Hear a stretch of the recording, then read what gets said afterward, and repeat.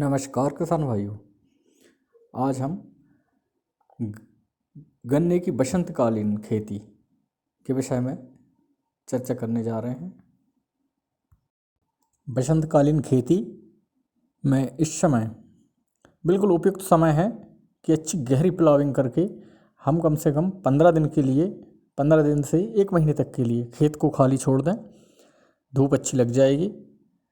इसके बाद कल्टीवेटर से जुताई जिलाई करने के बाद और रोटावेटर चलाकर अच्छी बारीक खोर बनाने के बाद,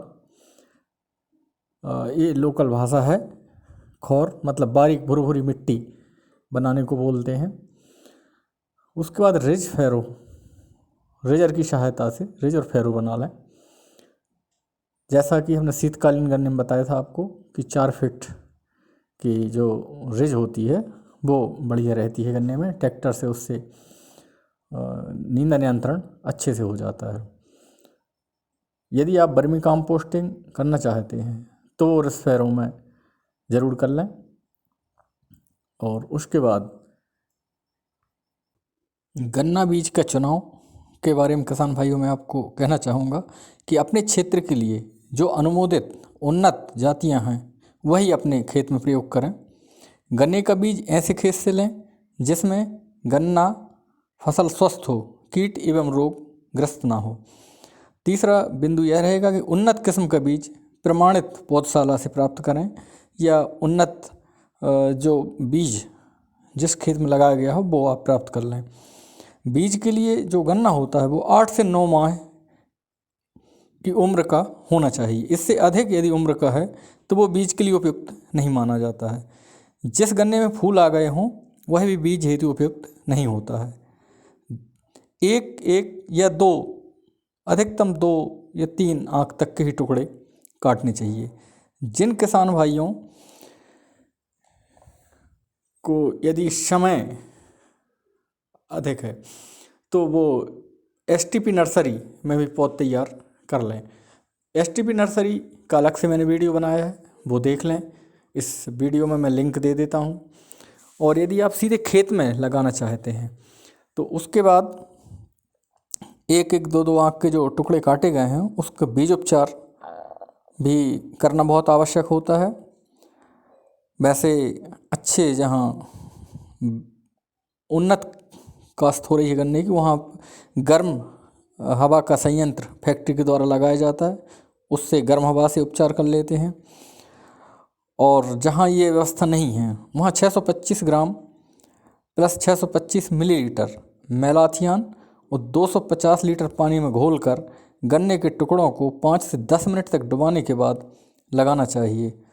यह मात्रा 1 हेक्टेयर के लिए पर्याप्त है।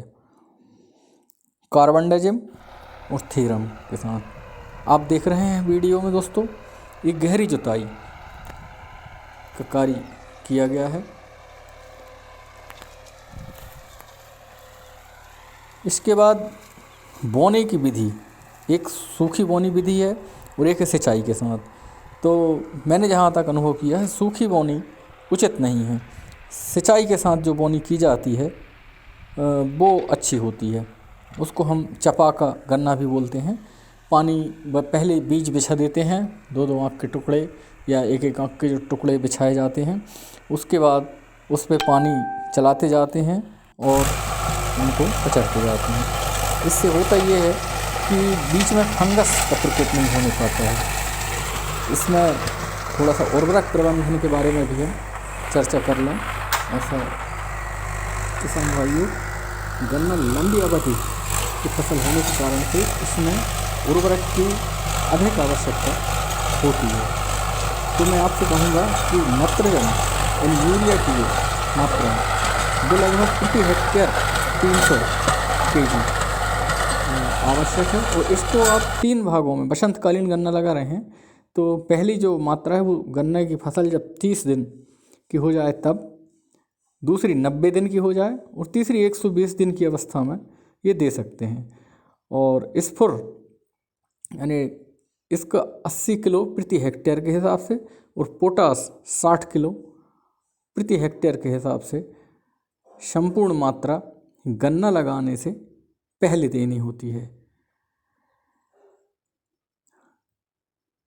नत्रजन की जो मात्रा है वो 3 किस्तों में देना चाहिए।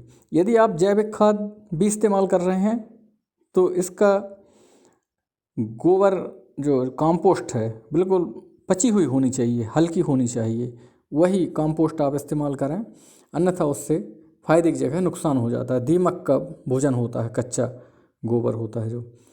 तो ये लगभग 5 कुंटल प्रति एकड़ के हिसाब से कर लें। आप वीडियो में देख रहे हैं ये चपा विधि से गन्ना लगा रहा है।